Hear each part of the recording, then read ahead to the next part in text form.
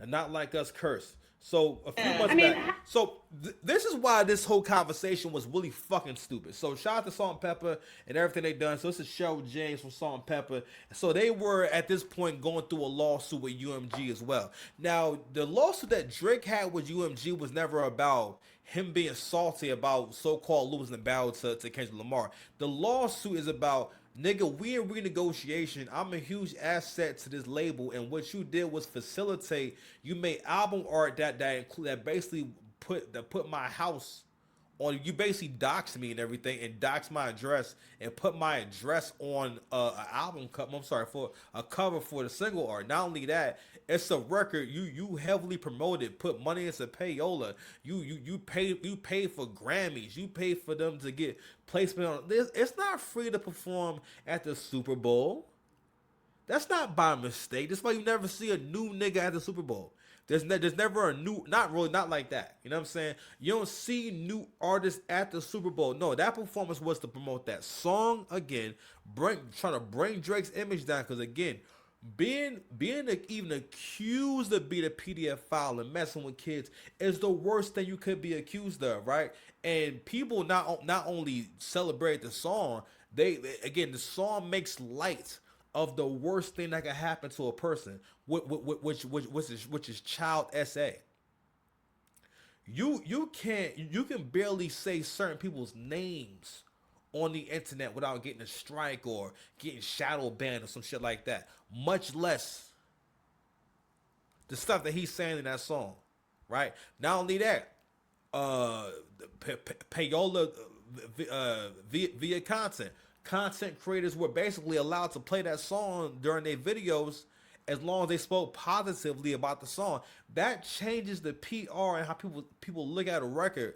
If people are being basically given incentives to promote the song, that's a lot, bro. It's just a lot. Not only that, it seemed to be like an obvious concerted effort from the industry to bring this man's stock down, right? So as artists, and one of the reasons why black folks can't get into it is because y'all don't stand on shit. Y'all not able to capture or even catch on to something is shifting here or what's really going on. And also, that's the loser mindset. So rather than have a conversation and actually look at it from an unbiased point of view and look at it from the artist, basically the business for the artist and whatnot, which was the most important thing. Before this Drake thing, you have never seen people be against the artist and in favor of the record label. And again, same thing with the whole Donald Trump thing. That beef was based off the idea of it being acceptable to hate on Drake and talk crazy about Drake. And it's about, well, I don't like this person to the point where I'm going to go as far as saying I love Kendrick Lamar. I've always loved him. I think he's the best thing ever. Stop it, B. Stop it. None of y'all niggas was talking about when Mr. Morale dropped. Nobody was talking about this nigga. Everyone was like, "God damn, bro, yo, is that the last one for real?" Again, I always tell y'all, I got into an argument with my ex for playing that album. Go to sleep. Going to sleep? All right, good night. Good night. That's it. You give me a dap or a hug or nothing like that.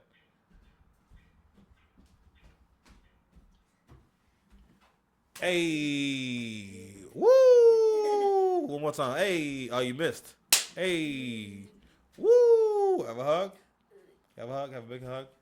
My big guy. Mwah, mwah, mwah. I love you. I love you.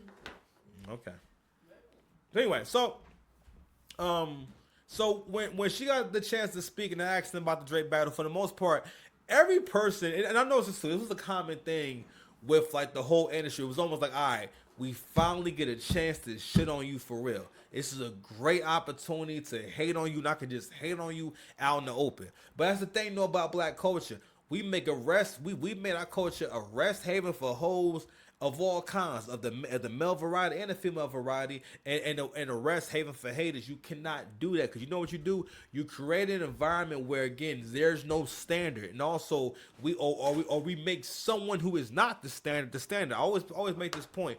If you had an up and coming label and you had to bet all your money on one artist, you would never tell your artist to make. And I don't mean they have to rap exactly like Kendrick, but you could not tell your artist, all right, do what he's doing on GNX, or you need to be doing music like this, or be approaching music like this, and you'll be successful. No, no, no. You wouldn't tell him to rap like him because the thing is, you'll be looking for music that wins.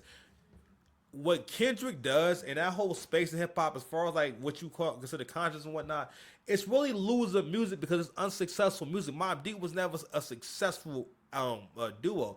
I think they sold a decent amount of records at a time where it was easy to sell records. At a time where there wasn't but so many slots on the radio station, it wasn't but so many people you can play at one time.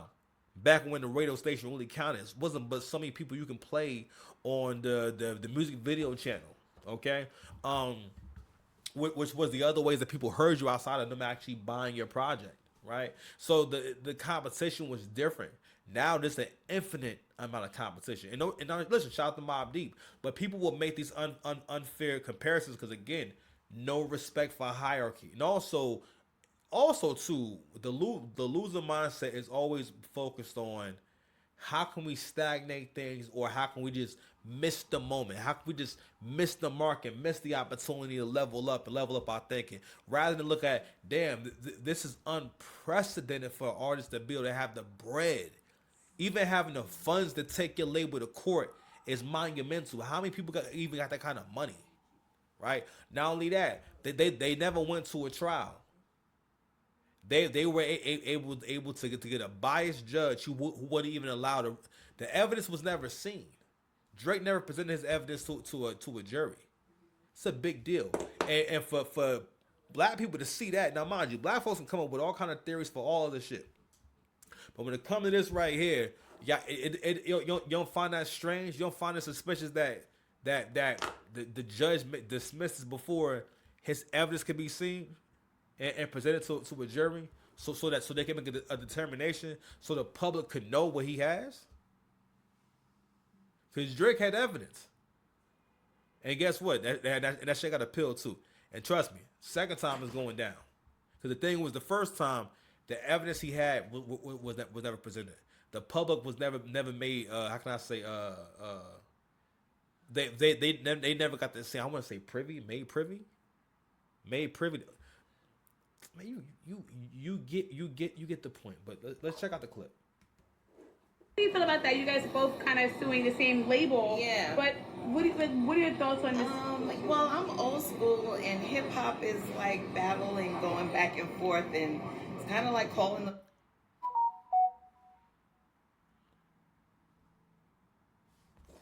Get with that one. It's kind of like snitching, a little bit. And again, both of them sound like straight airheads. They're straight, like completely just don't know what the fuck you talking about. But again, having a strong opinion and making listen, it's such a serious situation. All right, so if someone made a record that was heavily promoted and it was about you doing the worst thing possible, about you messing with kids, how do you not have a problem with that? And that's another thing too, is some people really didn't have much of an opinion about it, but it's like politics, right? I don't really have much of an opinion, but this seems to be the sentiment. This seems to be what people are saying. But anywho, so anyway, what's ironic is this. Salt-N-Pepa lawsuit against UMG over master recording ownership dismissed by the judge. A U.S. federal judge has dismissed the lawsuit filed by Grammy-winning rap duo Salt-N-Pepa against Universal Music Group, ruling that artists never own the copyrights to their sound recordings and therefore cannot reclaim them. However, Judge Coates ruled that the 1986 agreements on which Salt-N-Pepa based their claim do not indicate that the plaintiffs never ever owned the copyrights to the sound recordings or that they granted a transfer of those rights to anyone else. In other words, Salt-N-Pepa never owned the copyrights in the first place. They cannot use Section 203 Copyright Act to reclaim them. The termination provision only applies to artists who previously owned and transferred their copyright. Now, again, I'm not celebrating the shit, but the Not Like Us curse strikes again. Shit is crazy. But I mean, that's unfortunate, man. I know that's much money they could have been getting. I'm not sure like how that works at this point, but hey. But at the end of the day, I get it. They try to get that bag, and I'm sorry that things didn't turn out well for them. But at the same time, MS Bad Karma. Let's see, we got anything else here. All right, I think we can go ahead and go. So, yeah, matter of fact, let's go with Billie Eilish real quick. So,